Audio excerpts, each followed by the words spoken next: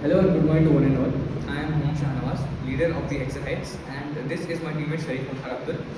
We are students of Ramaya University of Applied Sciences, Bangalore, and we are here to give you a brief explanation on our proposed idea. The theme we have chosen is disaster management. Over to Sharif. Our country is highly prone to natural disasters. As we all are well aware of these recent landslides in Wayanad due to heavy rainfall, thousands of people were displaced from their homes and hundreds lost their life. Disasters remind us that we are vulnerable, but they also give us the opportunity to show resilience, innovation, and strength of human spirit. In such time of crisis, the famous line from Samuel Taylor comes into play. Water, water everywhere, and not a drop to drink. That's where we are coming. The hydropower. So Hyderabad is a foldable, compact, and versatile system. So this idea was proposed due to the following reasons. One is due to the water crisis during the disaster areas, and also for the energy generation in the relief camp.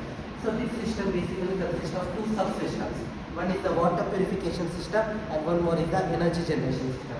So water purification system consists of 5 multiple stages filters which is used to filter the contaminated water and provide safe drinking water which is potable. Next is the power generation system.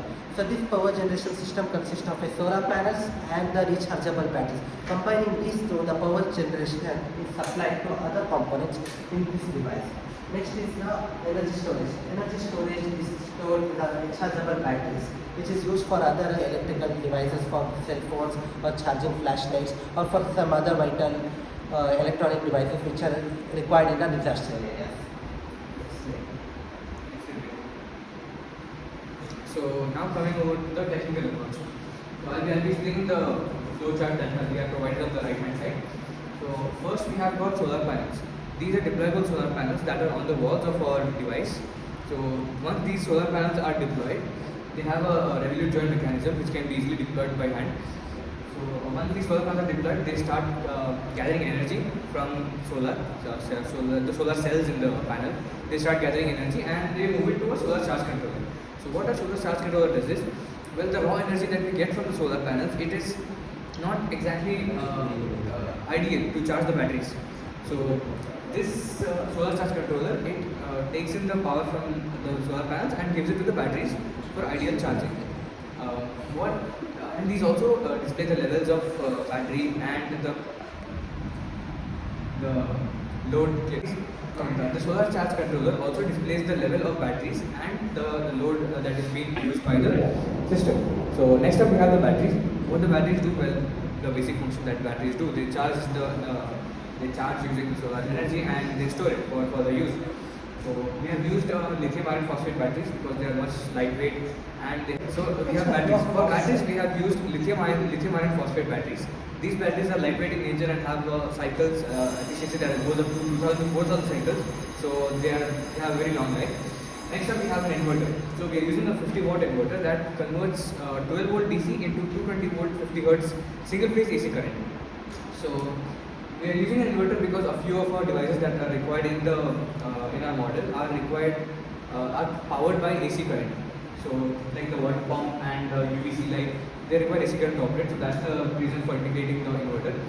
Next up we have the water pump. This is where the water filtration part starts. So the water pump, it's a submersible water pump which has a head of about 1.5 to 2 meters. What you basically do is you take the pump out and you place it in any contaminated water source, be it flood water, be it river, or whatever contaminated water source might be there. You just place that water pump in the contaminated water source. And what it does is it uses suction pressure and it brings the water up into the filtration unit. The filtration unit, first we have the nature filtration unit that you can see. It comprises of steel mesh which is very fine. It is about 0.1 micron, and it also contains a microfiber, the ultrafiltration membrane, and the activated charcoal, the activated carbon filter that also removes the chlorine or fluoride from the water and also removes any additional odors or bad smells that the water might have. So moving on, we have a booster pump for RO. Since we all know that the reverse osmosis chamber of the RO, it does not work with normal water pressure. It needs some higher water pressure to function. So that's why we need a booster pump for RO. What the booster pump does is it increases the pressure of the water and sends it down to the reverse osmosis chamber. This reverse osmosis chamber purifies the water even further by removing hard metals and all from the water, and it provides a very good, what do you say, purification for the UVC light, because since UVC light cannot filter out those stuff, the reverse osmosis chamber is essential before sending water into the UVC light chamber. So next up, the UVC light chamber. In this we have two outlets, as you can see over there. One is the inlet and one is the outlet. Once the water goes in through this chamber, it is surrounded by a series of UVC lights. The UVC lights typically have a wavelength of about 200 to 280 nanometers. So this wavelength is particularly good for killing bacteria, viruses and all that stuff. So yeah, once the water is purified by UVC light, to test the quality of water, if it's safe to drink or not, we send it to a test setup. So our test setup comprises of an Arduino, and it is integrated with two sensors. So these are the two basic sensors that we need to know if the water is clean or not. So first one is the pH sensor, and the next one is the TDS sensor. The pH sensor and TDS sensor are integrated after the UVC light. The water coming from the UVC light is made to flow over these sensors, and these take the readings and show it on an LED screen. So yeah, that's the entire functioning of the system. Moving on. So yeah, this is how our prototype will look like when it is finally made. As you can see, the revolving joint mechanism, how it operates, and also we have provided a handle, and we also provide the wheels so that it can be easily facilitate transporting the things. And the entire casing is made up of lightweight carbon fiber casing so that it should be portable. The main idea behind this thing is it should be compact and portable. Therefore, it should be lightweight also. And when it comes to other modifications, it is not only restricted to disaster areas, but also can be modified to other applications such as for military base camps, and even for the tourism places when family go out for camping, etc. for such things. So based on such applications, we can add some other multiple things inside a compartment which we have provided. So this is the empty compartment, and this is the water filtration setup which we look inside our device. So this compartment is fully empty, and inside this compartment, based on the applications, we can keep the things such as a micro drone for military applications where we can hover it around and spy, and also the micro drone can be utilized in disaster areas to check out the people who are in trouble, who are get trapped, who are under a rubble during an earthquake. So for such kind of things. So this is the compartment which is used for. And when it comes to the environmental sustainability, in the relief camp they usually use generator which emits a lot of carbon dioxide, which is a pollution source.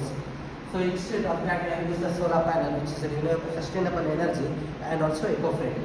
And when it comes to the social and economic feasibility, we always keep the health and safety first, and it's also one-time deployment and easy to deploy. Yeah. And the next.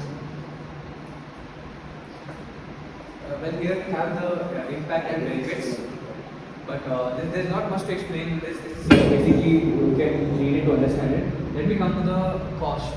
So the total product would estimate, the cost we have estimated right now is 20,000 rupees for the entire unit, and it will weigh around 7.5 kgs.